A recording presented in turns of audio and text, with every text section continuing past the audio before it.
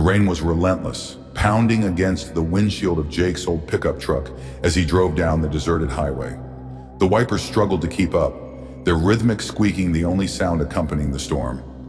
Jake had been driving for hours, his eyes heavy and his mind numb. He needed a break, a place to rest, even if just for a few minutes. The sign appeared out of nowhere, illuminated by a flickering light that seemed to fight against the darkness. "Maggie's Diner. 24 hours," it read. Jake sighed in relief. He hadn't seen another car in miles, and the thought of a hot cup of coffee was enough to make him pull off the highway and into the diner's parking lot. The diner was a relic of the 1950s, its neon sign buzzing faintly, casting an eerie glow over the rain-soaked asphalt. The building itself was small, with large windows that revealed a few booths and a counter lined with stools. Jake parked his truck and made a run for the door, the rain soaking through his jacket in seconds. The bell above the door jingled as he stepped inside, the warmth of the diner enveloping him like a blanket. The place was empty, save for a lone waitress behind the counter. She looked up as he entered, her face pale and her eyes hollow. She forced a smile, but it didn't reach her eyes. "Welcome to Maggie's," she said, her voice flat. "Sit anywhere you like." Jake nodded, shaking the rain from his hair as he made his way to a booth near the window. He slid into the seat, the vinyl creaking beneath him, and glanced around. The diner was eerily quiet, the only sound the faint hum of the fluorescent lights above. The waitress approached, her footsteps silent on the linoleum floor. She placed a menu in front of him, her hand trembling slightly. "Can I get you something to drink?" she asked, her voice barely above a whisper. "Just coffee, please," Jake replied, trying to ignore the unease creeping up his spine. The waitress nodded and turned away, disappearing behind the counter. Jake watched her go, his eyes lingering on the empty diner. There was something off about the place, something he couldn't quite put his finger on. The air felt heavy, oppressive, as if the walls themselves were closing in on him. He shook his head, trying to dispel the feeling. He was just tired, that was all. He needed coffee, maybe something to eat, and then he'd be back on the road. The waitress returned with his coffee, setting the mug down in front of him. Jake noticed that her hands were still shaking, and there was a faint sheen of sweat on her forehead. She looked like she had seen a ghost. "Are you okay?" Jake asked, unable to keep the concern from his voice. The waitress forced another smile, but it was strained. "I'm fine," she said quickly. Just a long night." Jake nodded, though he didn't believe her. He took a sip of his coffee, the bitter liquid doing little to warm him. He glanced out the window, the rain still pouring down in sheets. He was in no hurry to get back out there. As he sat there nursing his coffee, he couldn't shake the feeling that he was being watched. He looked around the diner again, but there was no one else there, just him and the waitress. "Can I get you anything else?" the waitress asked, her voice breaking the silence. Jake shook his head. "No, I'm good for now. Thanks." The waitress nodded and retreated behind the counter, leaving Jake alone with his thoughts. He couldn't shake the feeling that something was wrong, but he couldn't figure out what it was. The diner was just a diner, right? A place to stop for a quick bite to eat. But there was something about it, something that made his skin crawl. He glanced at the clock on the wall. It was just past midnight. He had been driving for hours and he was exhausted.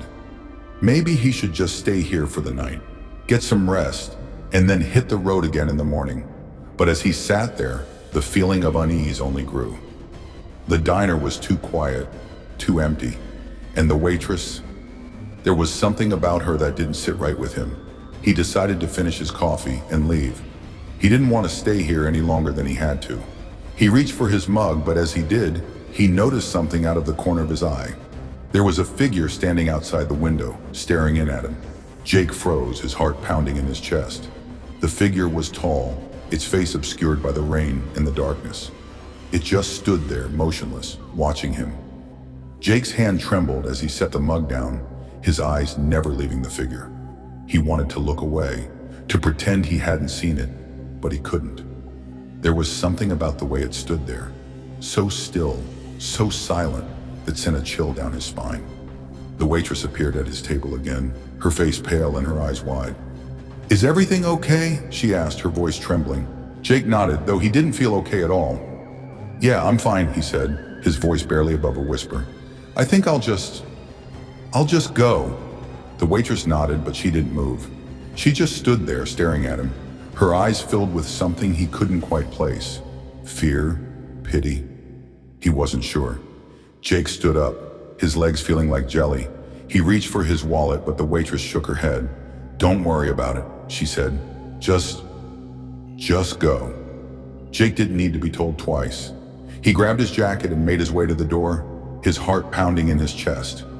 As he reached for the handle, he glanced back at the window. He let out a breath he didn't realize he was holding and stepped out into the rain.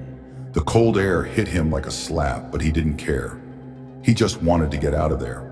He ran to his truck, the rain soaking through his clothes in seconds. He fumbled with the keys, his hands shaking so badly he could barely get the door open. Finally, he climbed inside and slammed the door shut, the sound echoing in the empty parking lot. He started the engine, the roar of the truck a welcome sound after the oppressive silence of the diner. He glanced back at the building, the neon sign still flickering in the rain. The figure was standing in the doorway of the diner, its face still obscured by the darkness. It just stood there, watching him, as if waiting for him to leave. Jake's heart raced as he put the truck in gear and sped out of the parking lot, the tires screeching on the wet pavement. He didn't look back. He didn't want to see if the figure was still there. As he drove down the highway, the rain still pouring down around him, he couldn't shake the feeling that he had just escaped something terrible. The diner, the waitress, the figure, it all felt like a nightmare, one he couldn't wake up from. But as he drove further away, the feeling of unease began to fade. Maybe it was just his imagination, he thought. Maybe he was just tired and the storm had gotten to him. But deep down, he knew that wasn't true. Something had happened back there, something he couldn't explain. And he knew, without a doubt, that he would never go back to that diner again. The rain had finally stopped by the time Jake reached the next town. The sky was still overcast, but the roads were clear, and the tension in his chest had begun to ease. He pulled into a gas station, the bright lights a welcome change from the darkness of the highway. As he filled up his tank, he noticed a figure standing by the side of the road. It was a young woman, her hair wet and clinging to her face, her clothes soaked through. She looked like she had been out in the rain for hours. Jake hesitated, his hand on the pump. He didn't usually pick up hitchhikers, but something about the woman made him pause. She looked so lost, so desperate. He finished filling up his tank and walked over to her. "You need a ride?" he asked, trying to sound casual. The woman looked up at him, her eyes wide and pleading. "Yes, please," she said, her voice trembling. "I've been out here for hours." Jake nodded and gestured to his truck. "Hop in." The woman climbed into the passenger seat, her movements slow and deliberate, as if every step was an effort. Jake got in behind the wheel and started the engine, the warmth of the cab a stark contrast to the cold outside. "Where are you headed?" he asked as they pulled out of the gas station. Just down the road," the woman replied, her voice barely above a whisper. "I'll let you know when we get there."